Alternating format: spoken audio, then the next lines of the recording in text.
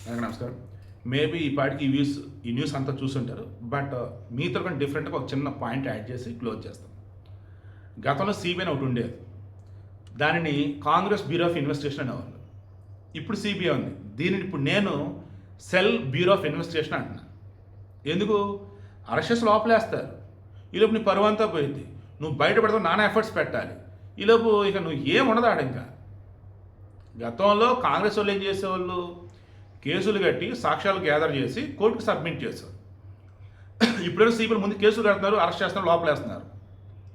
తీరా కోర్టుకు వచ్చేసరికి ఏమైంది? ఈరోజు హౌస్ రెవెన్యూ కోర్టులో ఢిల్లీలో అరవింద్ కేజ్రీవాల్, సిసోడియా, కవిత, శ్రీనివాస రెడ్డి లైక్ బ్యాచ్ ఎవరైతే ఉన్నారో అందరి మీద ఆ మద్య స్కామ్ అంటే ఏదైతే ఉందో ఆ కేసు వచ్చేసి ఆరోపణ అనే తప్ప సరైన సాక్ష్యాలు ఇవ్వని కేసు కొట్టేసింది. బట్ ఈడీ నడుస్తుంది, prevention of money laundering act PMLA, ఆ కేసు నడుస్తుంది. దాని నుంచి ఇంకా బయటపడలేదు. బట్ ఆల్రెడీ ఏమంటారు బీఆర్ఎస్ని వాళ్ళే ఏమొస్తున్నారు బాబు, నాకు అర్థం కావట్లా. నిన్నటి వరకు కవితని ఘోరాధిఘోరంగా అనేశారు. ఇప్పుడేమంటున్నారు? కేసీఆర్ పెంపకం గెలిచింది అంటున్నారు. కవిత ఏమో ఎన్నాళ్ళు ఈ ఢిల్లీ లిక్కర్ కేసులు ఇరుకుని నానా ఇబ్బందులు పెడితేనేమో అది కవిత స్వయంకృత అపరాధం. ఈరోజు కడిగిన ముచ్చేలాగా బయటకు వచ్చి చెప్పేసి ఆమె అంటూ ఉంటే ఇంకా రాలా బయటికి. ఈడీ కేసు ఉంది ఇంకా స్టిల్. సిబిఐ వచ్చేసి హౌస్ రెవెన్యూ కోర్టులో కొట్టేసింది. పైకోర్టులో ఉన్నాయి, ఇంకా హైకోర్టు ఉంది, సుప్రీంకోర్టులో ఉన్నాయి. సిబిఐ ఎందుకు వదిలిద్ది? వాళ్ళ దగ్గర ఆధారం ఉన్నాయి అంటున్నారు వాళ్ళు. సరే, ఏమన్నారు బీఆర్ఎస్ వాళ్ళు? నిన్నటి వరకు కవిత మీద నిందలేసిన వాళ్ళు ఇప్పుడు కేసీఆర్ పెంపకం వచ్చి సూపర్ అంటున్నారు. దానివల్ల ఆమెకు ఏం కలదా అంటున్నారు.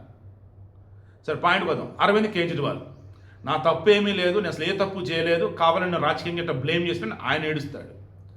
ఇది చూస్తే నాకు అనిపించింది సరైన సాక్ష్యాధారాలు లేకుండా ఈ రోజున సిబిఐ సెల్ బ్యూరో ఆఫ్ ఇన్వెస్టిగేషన్లో మారిపోయింది అంటున్నాను. ఒక పెద్దని పెట్టాడు ఇందాక. దేశంలో ఇక ఈ ఈడీలు తర్వాత సిబిఐలు ఎందుకే ఇవన్నీ అంటున్నాడు. నిజమే మరి. అరెస్ట్ చేయడాలు, కేసులు పెడతారు, నానా ఇది చేసేసి చివరి కోర్టులో సబ్మిట్ చేసిన ఛార్జ్షీట్ తేలిపోతున్నాయి, సాక్ష్యాలు లేవని. ఇక్కడ ఒక మాట చెప్పి క్లోజ్ చేస్తా.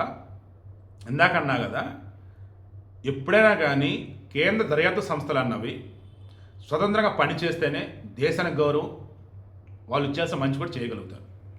ఎప్పుడైతే రాజకీయం నాయకుల యొక్క చేతుల్లోనో అధికారుల యొక్క చేతుల్లోనో కీలు బొమ్మల్లాగా ఉంటే ఇట్లా అడ్డంగా పరుగు పోయేది. సెంట్రల్ బ్యూరో ఆఫ్ ఇన్వెస్టిగేషన్ దాని పరుగు ఎట్ట తీసారో చూడండి. సో ఈమె కవిత కానీ రిమైనింగ్ అంటున్నట్టుగా కేసు ఇంకా ఏమీ క్లోజ్ చేయలే. హౌస్ రెవెన్యూ కోర్టులో క్లోజ్ చేశారు. ఈడీ కేసు ఉంది అక్కడ. అండ్ మళ్ళీ పై కోర్టులోకి వెళ్తారు. అయ్యేది కాదు. ఓన్లీ సిబిఐ అన్న వాళ్ళు ప్రాపర్ వాళ్ళు హ్యాండిల్ చేయలేకపోయారు. మేబీ డైరెక్టర్ మారుస్తారేమో, ఈ కేసు ఇన్వెస్టిగేషన్ మళ్ళీ వేరే వాళ్ళకి ఇస్తారేమో సిబిఐలోనే, చూద్దాం. బట్ రాజకీయంగా అయితే మాత్రం బీజేపీ ఢిల్లీ ఆమ్ ఆద్మీ పార్టీని, తెలంగాణలో బీఆర్ఎస్ పార్టీ గట్టిగా దెబ్బకొట్టిన ఈ కేసు వల్ల అయితే. ఇక కవిత అయితే ఈరోజు నేను కడిగిన ముత్యం అంటుంది. కవిత అక్క, ఇంకా ఈడీ కేసు ఉంది అక్క, పైకోట్లు ఉన్నాయి అక్క. ఎనీవే, మీరు ఏ తప్పు చేస్తే సంతోషం, హ్యాపీగా ఆలోచన వీడియో ఇస్తా.